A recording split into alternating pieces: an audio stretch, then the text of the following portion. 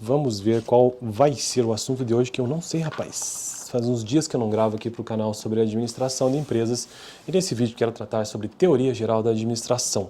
Eu só não lembro onde parei, porque eu estou usando este livro, texto base do um importantíssimo livro, né, nas academias aí do professor Hidalberto Chiavenato.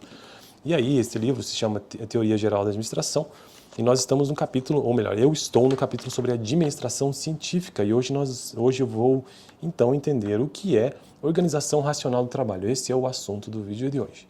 Taylor, quem que foi Taylor? O pai da administração científica. Ele foi um engenheiro americano ali por volta do ano de 1910, mas 1903, o primeiro livro dele, chamado Shop Management, ou então Administração de Oficinas. Então, Frederick Winslow Taylor nasceu na Filadélfia, nos Estados Unidos, e ele influenciou fortemente todo... Eu vou até extrapolar aqui, eu ia falar administração apenas, né, mas eu vou dizer assim, ele influenciou fortemente o capitalismo do século XX, principalmente. Então, vamos lá. Taylor verificou que os operários... Vejam, o assunto de hoje é organização racional do trabalho. Taylor verificou que os operários aprendiam a maneira de executar suas tarefas observando os companheiros vizinhos. Isso levava a diferentes métodos para fazer a mesma tarefa e a utilização de uma variedade de ferramentas em cada operação. A análise científica e um acurado estudo de tempos e movimentos permitem entrever o método mais rápido e o instrumento mais adequado, em vez de deixar a critério de cada operário. Então veja que aqui o Taylor, na verdade, a grande contribuição dele, uma das grandes contribuições, foi justamente fazer uma análise científica detalhada, né, sobre os tempos e movimentos dentro de uma indústria, dentro de uma organização. A tentativa de substituir métodos empíricos e rudimentares por métodos científicos recebeu o nome de organização racional do trabalho. Então essa tentativa de tornar tudo mais científico, com mais método, né? Então isso significa essa tentativa, né, que exatamente venha a ser denominada de organização racional do trabalho. A ORT, que é assim conhecida, ou RT, se fundamenta nos seguintes aspectos, ou seja, a organização racional do trabalho se fundamenta nos seguintes aspectos para Taylor: análise do trabalho e estudo dos tempos e movimentos. Então ele está ali diante dele com uma fábrica e ele está observando, vamos imaginar a cena aqui com uma prancheta observando tempos e movimentos. Aquele cara ali leva 2 segundos, com o cronômetro aqui do lado, 2 segundos, uma pranchetinha anotando tudo ali na caneta, 2 segundos, 2,3 segundos, 2 segundos e tal, descrição, faz isso, faz aquilo, daqui vai para lá.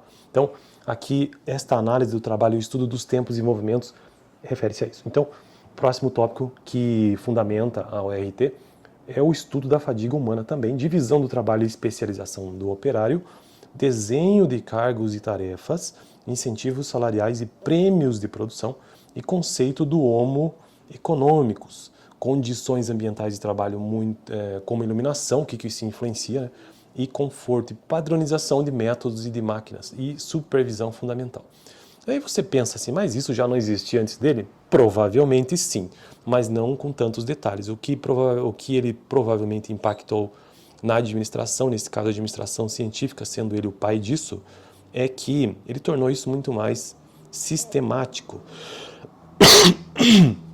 Ele tornou isso muito mais científico, trazendo os detalhes disso, inclusive escrevendo sobre isso, como no livro Shop Management e Administração de Oficinas, entre outros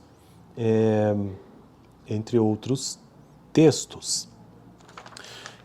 Divisão do trabalho entre gerência e execução. Para finalizar o vídeo de hoje, ainda dentro desse tópico sobre organização racional do trabalho. Então, resumindo o vídeo de hoje, a organização racional do trabalho é a tentativa do Frederick Taylor em sistematizar de forma científica tudo que concerne ao trabalho. Então, análise de estudos de tempos e movimentos, estudo dos cargos e salários, padronização de métodos e máquinas. E para finalizar, uma pequena dica que nós temos no livro aqui. Divisão do trabalho entre gerência e execução. Para Taylor, o operário não tem capacidade nem formação para analisar cientificamente seu trabalho e estabelecer racionalmente o método mais eficiente. O supervisor deixava a critério de cada operário a execução do seu trabalho para encorajar sua iniciativa. Com a administração científica, ocorre uma repartição de responsabilidade. Agora a administração gerencia, ou melhor, gerência fica com o planejamento estudo do trabalho e definição do método de trabalho, e a supervisão, assistência ao trabalho durante a produção, enquanto o trabalhador fica com a execução do trabalho em si. A gerência pensa e decide, ao passo que o trabalhador executa. É basicamente, então, isso o vídeo de hoje, sobre a organização racional do trabalho, a famosa ORT de Frederick Taylor. No próximo vídeo, análise do trabalho e estudo dos tempos e movimentos. Então vamos ver cada um, né, destes tópicos então que compõem a ORT. Vídeo passado tratei sobre administração como ciência. Fico por aqui, valeu.